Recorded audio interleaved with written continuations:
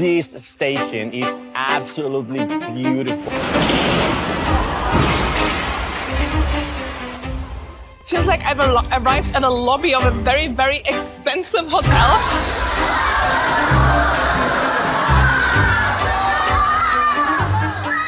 중국이 선전 활동에 수백만 달러를 쏟아붓고 있습니다.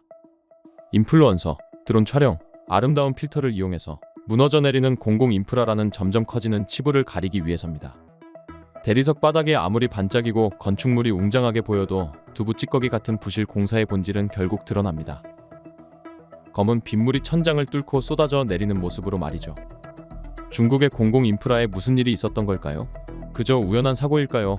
아니면 벽, 천장, 그리고 시스템 자체가 내부에서 썩어가는 근본적인 문제의 조기 경고일까요? 2025년 6월 26일 한때 중국 고속철의 야심을 상징하던 취저우 철도역에서 충격적인 일이 벌어졌습니다.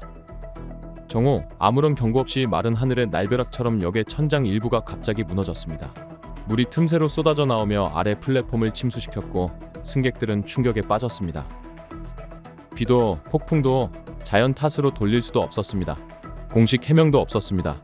해질녘까지 해당 구역은 봉쇄되고 조용히 정리됐습니다. 취저우 붕괴에 대한 온라인 검색은 신속히 검열되었고 국영 매체는 정상적인 철도 운영으로 관심을 돌렸습니다. 익숙한 침묵이었습니다. 검열은 신속했습니다. 두부 찌꺼기 공사가 압력을 못 이기고 무너졌을 것이라는 의심은 순식간에 묻혔습니다. 며칠 뒤 7월 8일 이번에는 충칭에서 또다시 비극이 발생했습니다. 오후 4시 30분 기상학자들이 폭우 경보를 발령했습니다. 2시간 뒤에 지룽포 구의 룽포 충칭시청 파라다이스 워크의 천장이 무너졌습니다. 공사 잔해나 하수와 섞인 듯한 검은 물의 급류가 천장을 뚫고 쏟아졌습니다.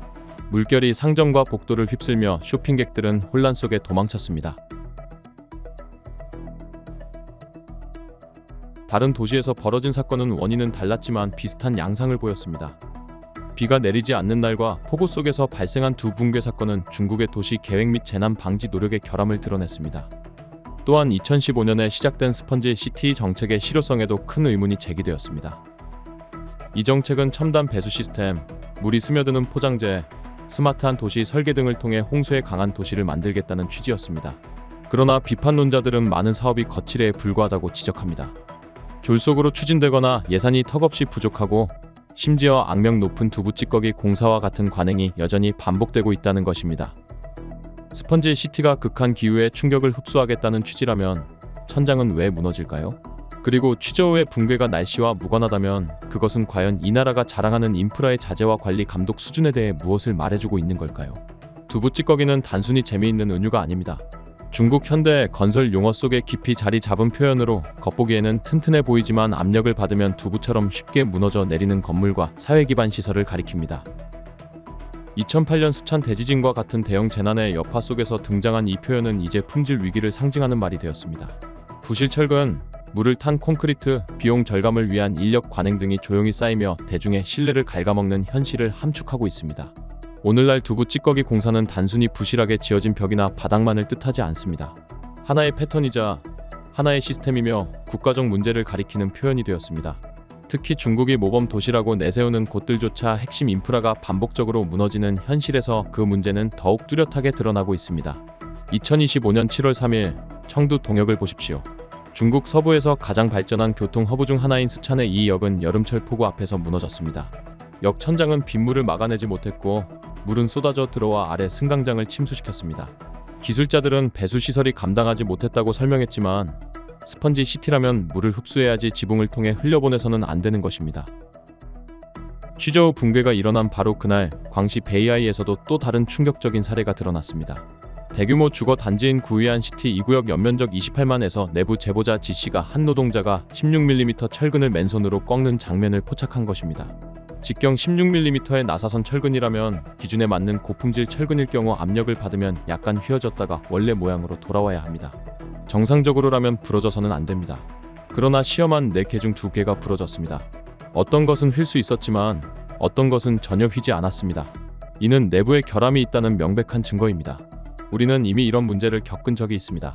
그런데도 그들은 여전히 합격이라는 시험 성적서를 내놓았습니다. 비록 철근은 공식적으로 인증을 받았지만 실제로는 플라스틱처럼 휘고 부러졌습니다. 지 씨는 이를 공개한 뒤 거센 반발과 협박에 직면했습니다. 그러나 영상은 부정할 수 없었습니다. 건설이 아니라 마치 퍼포먼스 아트에 불과했습니다. 그리고 7월 10일 칭다오, 탕다오 베이 커뮤니티에서 한 주민이 무서운 순간을 공유했습니다. 한밤중에 거실 천장이 아무런 경고 없이 무너진 겁니다. 이게 철근이라는데 이 철근 좀 보세요. 두부 찌꺼기 같아요. 이런 안에 있는 철근이 너무 심하게 녹슬어서 콘크리트를 밀어 올리고 있어요.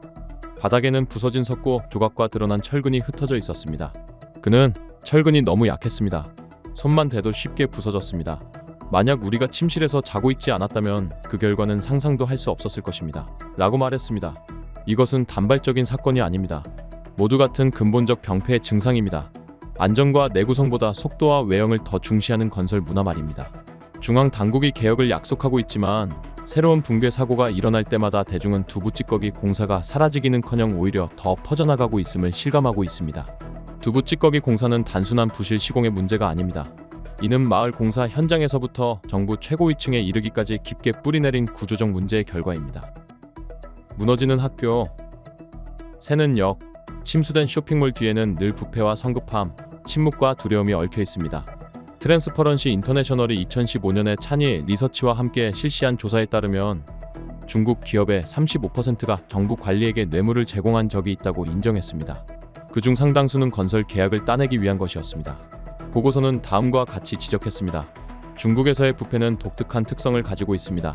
중국 지도부는 부패를 정치 체제에 대한 위협으로 간주하며 따라서 매우 중대한 문제로 보고 있습니다. 2013년 이후 시진핑 국가주석의 대대적인 반부패 운동으로 여러 관리들이 처벌을 받았습니다. 그러나 많은 전문가들은 이것이 부패 척결보다는 권력 강화를 위한 조치라고 주장합니다. 현장의 이야기도 이를 뒷받침합니다. 건설 회사를 운영하는 삼촌을 둔 중국 대학생 재혼 이유는 NPR에 값싼 자재를 쓰면서도 고급 자재 값으로 청구하는 일이 아주 흔합니다. 라고 말했습니다. 그녀는 또 부패요. 제일 먼저 떠오르는 게 그겁니다.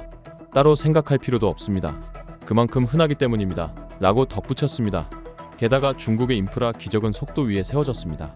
중국은 42,000km가 넘는 고속철도, 불과 몇 달 만에 지어진 도시들, 그리고 기록을 갈아치우는 건설 기간을 자랑합니다. 그러나 이러한 속도에는 대가가 따릅니다. 일본, 중국, 미국에서 활동해 온 건축가 리사 아와즈 웰먼은 중국의 저품질 초고속 건설 관행이 구조적 결함, 수명 단축, 만성적인 누수 문제로 이어지는 경우가 많다고 지적했습니다.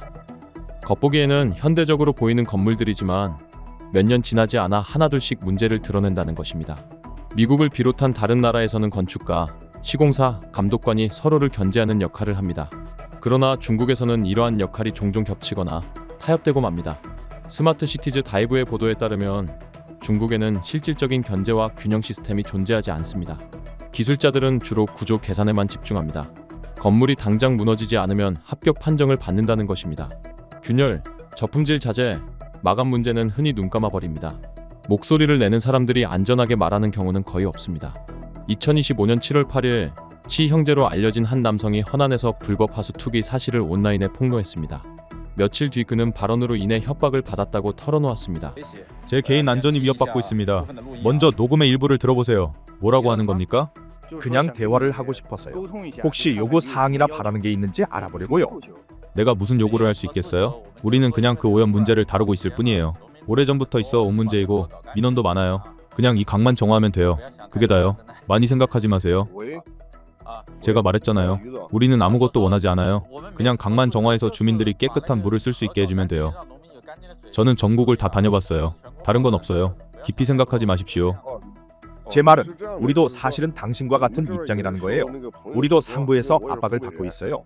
저는 후베이 출신인데 후베이 우한과 북부 지역의 지도부가 이 문제를 크게 주시하고 있어요. 이미 중대한 사안으로 간주되고 있어요. 처리 과정에서 보고 절차도 포함되어 있고 지금은 공식적으로 공안 사건으로 접수되어 조사에 들어갔어요. 어떻게 그렇게 빨리 처리했다는 겁니까? 저는 오늘 오후에 직접 그곳에 갔는데 제 눈으로 똑똑히 봤어요. 드론 영상에도 강 전체가 여전히 새까맣게 찍혀 있어요. 그 구간 전부 말이에요. 그걸 어떻게 설명하실 겁니까? 그 이미지라는 게 뭡니까? 그게 뭐든 간에 제 상황을 보십시오. 제 사건은 엄청나게 큰 사건이었고 오랫동안 전국 실시간 검색어에 올랐어요. 그런데 누가 저한테 와서 영상을 확인하겠다고 한 적이 있었어요? 없어요. 결국 지금까지도 해결되지 않았어요. 당신은 제가 소통을 거부했다고 피했다고 말했는데 제가 언제 당신과 대화하는 걸 거부한 적이 있습니까? 원하실 때마다 저는 늘 대화할 준비가 되어 있었어요. 제가 도대체 뭘 잘못 말했다는 겁니까? 제가 답변하지 않았다고 했지만 이렇게 제가 여기 있지 않아요? 형님 보십시오. 살인자도 두 번째 기회를 받습니다. 이제 그만해야 할 때를 아셔야 합니다. 때로는 은근한 협박에서 그치지 않고 실제 체포와 실제 기소 그리고 실제 수감으로 이어지기도 합니다. 애도나 분노의 표현조차 누군가의 자유를 빼앗는 대가가 될 수 있습니다. 스촨 출신 교사 류사오쿠는 지진 피해 지역에서 무너진 학교 건물을 촬영해 온라인에 게시한 뒤 구금되었습니다. 당국은 왜 학교가 붕괴했는지 조사하기는커녕 류 씨에게 재판 없이 구금이 가능한 노동교양 제도를 적용해 1년형을 내렸습니다.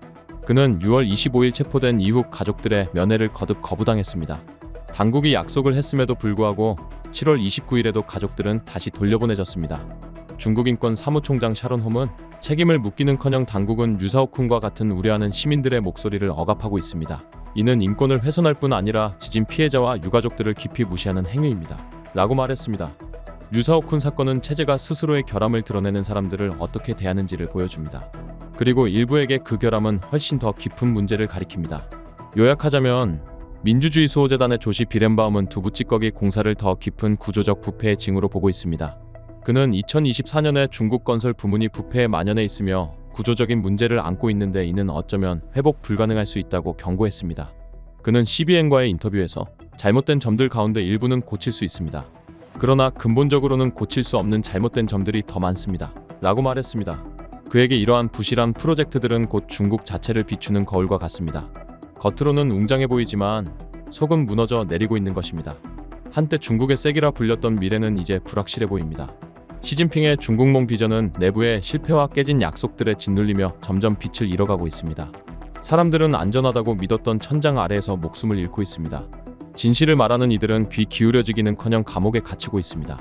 아무것도 변하지 않습니다. 부패가 꼭대기에서부터 시작되기 때문입니다. 천장은 시작에 불과합니다. 이제 두부 찌꺼기 부실 공사의 폐해는 고속도로, 댐, 심지어 중국이 자랑하는 전기차에까지 퍼져 있습니다. 더 알고 싶으시다면 중국의 무너져가는 민낯을 고발한 저희 다른 영상들도 확인해 주시기 바랍니다.